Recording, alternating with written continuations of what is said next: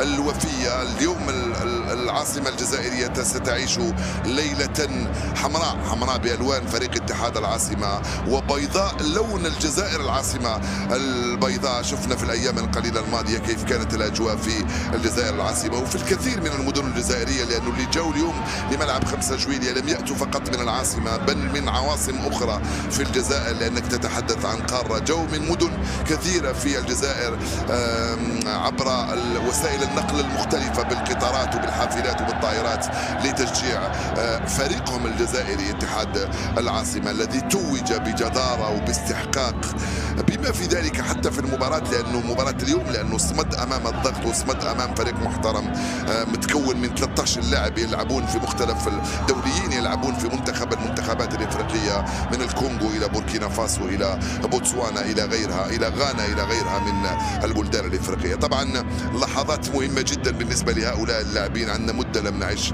مثل هكذا لحظات. أتكلم على مستوى الأندية، طبعا الأندية التي تبقى في حاجة إلى مش عارف إلى أشياء كثيرة جدا حتى تعود إلى الواجهة القارية، لأنه المواهب موجودة والإمكانيات موجودة والقدرات موجودة والدعم موجود والجماهير أيضا موجودة. تبقى اختلالات شوية على مستويات التسيير والتنظيم والتأطير والتكوين، هذه لازم لها حل، لأن الكرة لازم لها شغل، الكرة لازم لها رجالها، طبعا الكرة لازم لها جرأة ولازم لها أيضا أشياء كثيرة جدا يصعب أن نتحدث عنها، أشياء كثيرة ولكنها بسيطة في المتناول في الجزائر، لأنه عندنا المقومات اللي تسمح لنا بأن نعود إلى الواجهة على الصعيد القاري على الأقل، وبعدها على الصعيد الدولي بفضل المواهب الموجودة بالنسبة للفرق الجزائرية. اللحظات المهمة الآن، هذا زين الدين بالعيد اللي ضيع ركلة الجزاء، لم يضيع الكاس، سيستلمها من يدي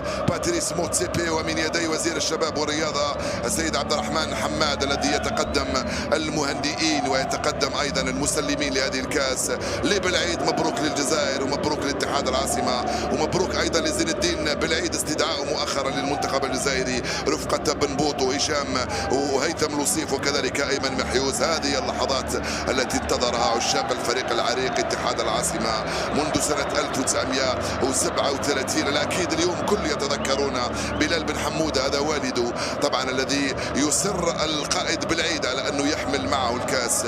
بلال بن حمودة الذي رحل بعد حادث مرور قبل سنة تقريبا في 10 جوان من سنة 2022 على روحه الذي توفي. كان لاعبا دوليا في منتخب المحليين ولاعبا متميزا في فريق اتحاد العاصمة. نترحم على سواء الذين قادوا الثورة أو الذين ساهموا في الثورة مثل الكثير من الجزائريين من مختلف بقاع الوطن أو الذين رحلوا أيضا بعد الاستقلال. تحية لهم جميعا.